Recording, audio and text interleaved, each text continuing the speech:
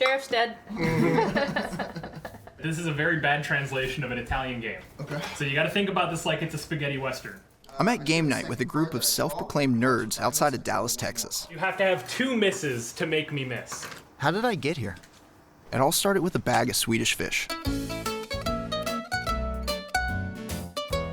I assume you guys are all aware of the Swedish Fish Theory? Oh yeah. It became a regular thing that if a computer had to be sent out for hardware repair, buy a couple small things of candy, we'll send it in with it, guarantee you'll get it back faster than we're quoting. I know it doesn't make any sense.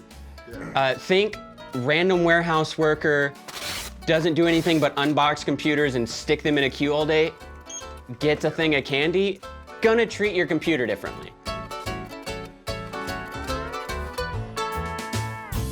Let's go back to the beginning. There was a tech guy at a big box store in Texas, and there was an inside joke within that company that if you had a piece of hardware and you need it fixed, you would send it to the tech guys with some Swedish fish candies, and it would come back super fast. And I eventually posted to Reddit, which blew up. How did this idea gain so much momentum? I popped on a webcam with a handful of the original Reddit commenters to share their competing perspectives. Oh, Swedish Fish is absolutely real. You want to make sure that people break out of their role of being a service provider and actually act like a human being. The way I see it, it's a bribe. I don't think that's something that we should be okay with. Basically, it's a question of incentives. But if everyone starts including Swedish fish in their packages, it'll just be an expected part of the process. You'll need to include it or else you won't get anything done. Some may be skeptical about the motivations, but I'm curious what the originator had in mind. I traveled to Texas to meet KNYTE, the guy who started the Reddit conversation to begin with. Josh. Hey, how's it going? Hey, what's up? Josh, you seem like a self-made man, like you just got all these projects. What do we got going on over here? This is my MakerBot Replicator 2X. Right now, I am printing up some display stands for Nintendo Amiibos or for other figurines. This is one of the top-rated posts in Tales from Tech support for all time. I worked in Geek Squad back in 2008, and this guy needed his data backed up. So we take the hard drive, plug it into our computer, it's dead. So we box it up, mail it off to the data recovery department. Finally, we get the hard drive back with the notes that they recovered all the data from it successfully. The guy is ecstatic, comes in to pick it up and goes, "Who do I thank for this?" So we go onto the forums that Geek Squad operates internally and say, "Hey, who is Agent XYZ in the data recovery department? And what kind of candy do you like?" Because that's what the customer wanted us to ask him. And then finally the right guy shows up and goes, "I like Swedish fish." And we just kind of laughed and thought it was funny. And from there, we ended up saying, okay, well, all the guys in the data recovery department like candy. Let's just start throwing candy in the box when we mail stuff off. And whenever we put the candy in the box, they'd come back in half of that time. Who doesn't like free candy? It seems like the Swedish Fish Theory is about more than candy. Maybe it's the beginning of a larger idea. I want to see how people react to Josh's theory. So I'm visiting staff of IFIX New York, a small but busy repair shop in Manhattan, to find out what it's like on the receiving end. Is it common for people to bring gifts before the actual repair is done? If they're trying to get something for free, yes. So you just trust their motivations? Yeah. It's possible they have the best of intentions, all right? So far, anybody that comes in with something good, it's usually they want something. So you mentioned you do the repairs in-house, downstairs. Come on down, I'll show you around. It's my nighttime stuff. Sweet setup, sweet. This is where we eat our oranges. Yeah, we built this, it was fun. This is like what most people don't see. Okay. Which is basically stuff we're working on. This is where the magic happens. This is a workflow cabinet. We use it for more like for research purposes and really to open the hard drives like that. It requires a full size clean room where you have a suit and a mask and the glasses and everything. So you would send that stuff off for the more extreme cases? Yep. For brick and mortar repair places, I can see how a gift can easily be perceived as a bribe. What role do these gestures play at larger facilities without that face-to-face contact? It actually starts fading over time. So each one is definitely be in touch with you to let you know we have the case. We're going into the clean room environment first. Reminds me of where Homer Simpson works. This is all for a serious reason, though, to make sure the hard drives have the best chance for recovery. Safety is key. Okay. You lead the way?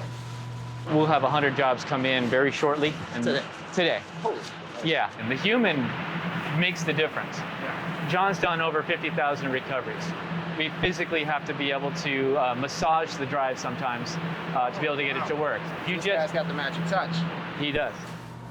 Customers send us letters with more of the backstory, more of why it's so important. Sometimes it could be family photos on an iPhone of the lost one. They tell us the backstory to just remind them that they're a human being. They're not just a device being recovered.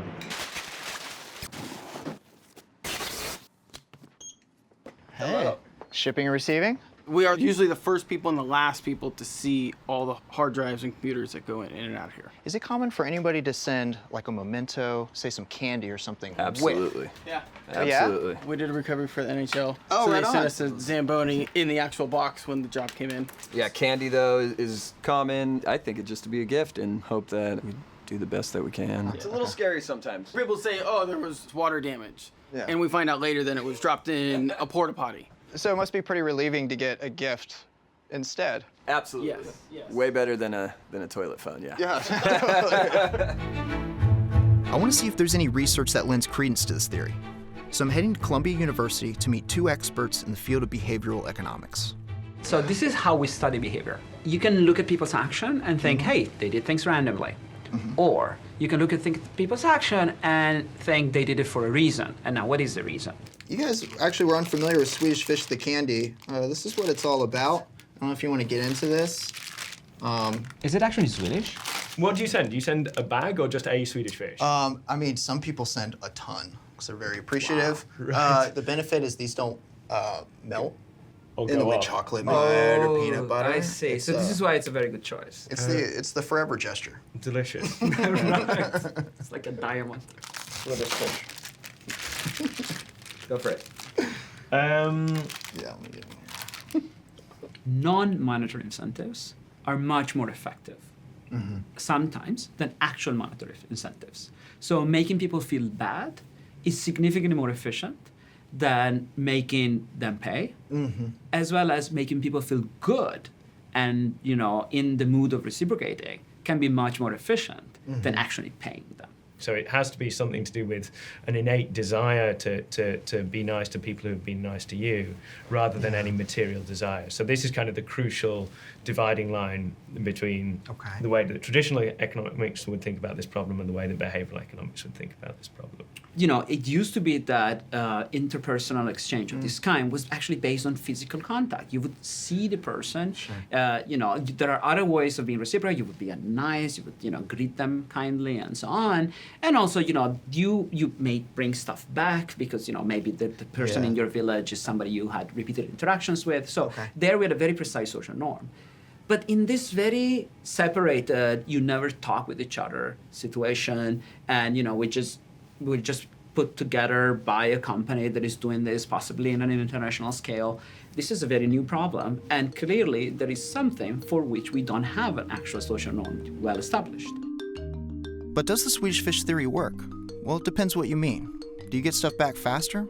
Yeah, sometimes. But Josh would argue that's not even the point. It's the gesture. It's adding a personal touch to an increasingly impersonal world. So you think they understand the original like intention you had, like that sweet gesture, or do you think they were just like, I want my stuff right now, quick? Probably a little bit of both. Probably more they just wanted stuff fast. Yeah. Even if they didn't understand why we were wanting to do it, it still made the person's day that got the candy. Yeah. So either way, we were at least still helping that other person out. You made a human connection when normally there's not one. Yeah, there's...